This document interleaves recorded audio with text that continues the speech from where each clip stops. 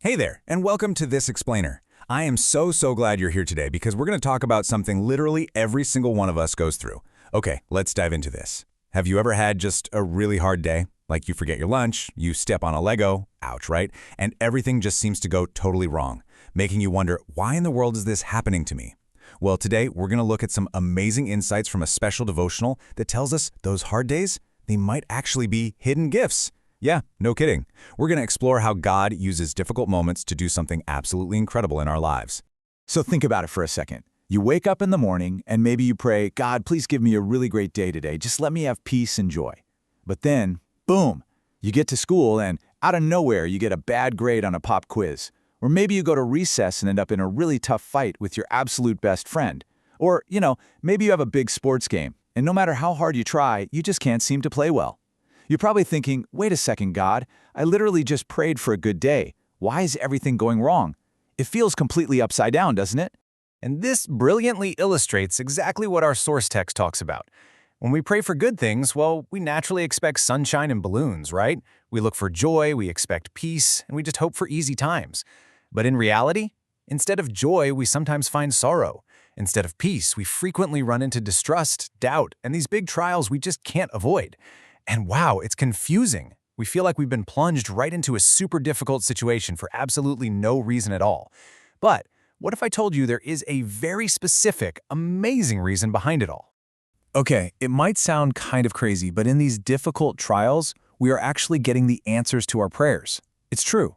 The text explains that God hasn't ignored you. Not at all. He heard your prayer for joy, peace, and goodness. But he's bringing it about through his careful planning, something theologians call his providence, in a way you would least expect. God is answering your prayer by helping you grow strong enough to actually hold the joy and peace you asked for.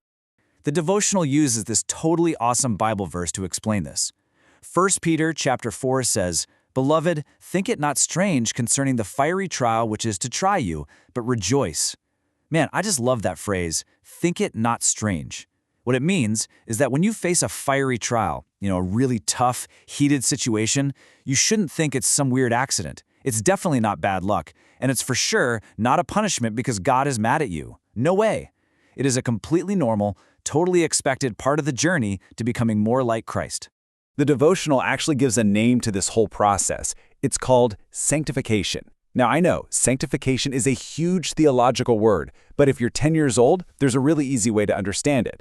Think of it exactly like leveling up your character in a video game. When you start a game, your character just has basic skills, right? But to face the final boss or unlock the best rewards, your character has to go through some really tough levels, learn new skills, and get stronger. Well, sanctification is basically God's way of leveling up your real-life character so you can become your absolute best self, acting, thinking, and loving just like Jesus. The text uses a really cool analogy to explain how this leveling up works. It calls it the fire of affliction. Just imagine a master craftsman working with a piece of raw gold. First, he puts that gold straight into the fire. Now, the heat isn't there to destroy the gold. It's there for a very specific purpose. The intense heat actually burns away all the dirt, the rocks, and the impurities. Basically, all the stuff that makes the gold weak. And finally, what's left behind is pure, shining, incredibly valuable gold. In the same way, God uses the heat of our difficult days to burn away our bad habits, like, say, selfishness or anger, and shape our will to perfectly match His. So the crucial point is that God is treating us kind of like an athlete in training. The text says God sees it best to put us under a course of discipline. Think of a sports coach. If you want to be the star player, a good coach doesn't just hand you a shiny trophy and let you sit on the couch eating a giant bag of greasy potato chips while playing on your phone. No, a good coach makes you run sprints, do push-ups, and run drills until your muscles ache. And why? Because you aren't fit for the championship yet. God is our ultimate loving coach, disciplining us so we are actually strong enough to handle those incredible blessings we've been craving and praying for. Because of all this, the text warns us not to get discouraged or give way to doubt. You see, sometimes we want to use what it calls our channels, meaning we try to tell God exactly how we want Him to answer our prayer. We basically draw up the blueprints and say, okay, God, do it this way. But God hasn't promised to do things our way. Instead, when we leave our case with God, we just have to trust His superior blueprints. His plans are always, and I mean always, the absolute best, even when we can't completely understand or discern them in the moment. Now, what's really interesting about this slide is seeing exactly how these trials upgrade our character. Well, it's a protracted and, sometimes painful process. First, it requires labor, conflict, and self-denial. Kind of like biting your tongue when you really want to say something mean. Second, hard times reveal what's truly hiding in our hearts.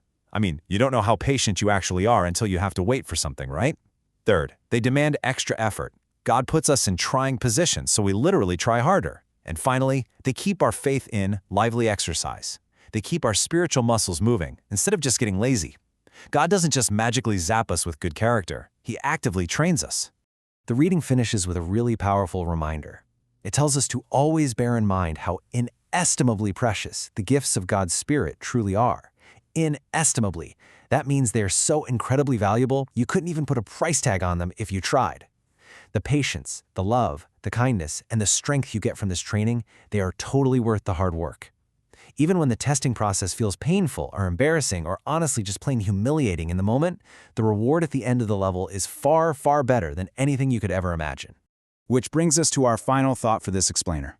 The very next time you're having a rough day at school, or a fight with a friend, or you just feel like you've been dropped straight into a fiery trial, what will you do?